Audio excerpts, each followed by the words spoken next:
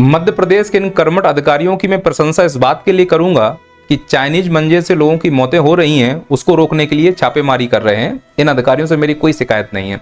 मेरी शिकायत है नीति निर्माताओं से कि स्पष्ट है कि चाइनीज मंजे से लोगों की मौतें होती हैं, तो इस पर पूरी तरह से रोक क्यों नहीं लगा दी जाती। और नाम ही चाइनीज मंजा है, इसका मतलब चाइना से आयात हो रहा होगा, तो जिस पॉइंट से आयात होता है वहीं उसको रोक दो।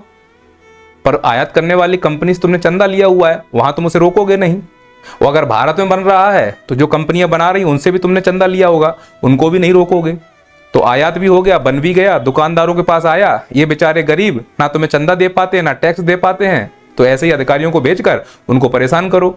जैसे पॉलिथीन के लिए करते हो कि पॉलिथीन बनाने वाली कंपनियों पर कोई कार्रवाई नहीं, लेकिन जो सब्जी बेचने वाले ठेले हैं उन पर जाकर कार्रवाई हो जाएगी।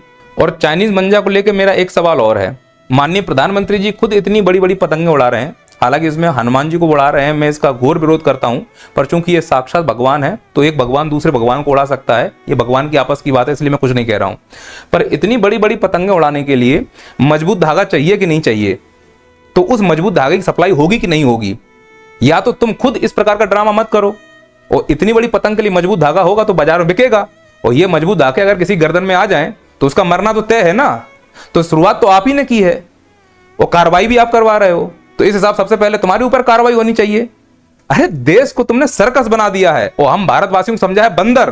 तुम बन गए हो मदारी, डमरू बजाओगे हम नाचेंगे, और हम गधे हैं कि तुम्हारे डमरू पे हम बंदर की तरह नाच भी रहे हैं, कुछ नहीं कहते किसी से, सुन लेते हैं, चले जाते हैं, मर जाते हैं और मर रहे हैं।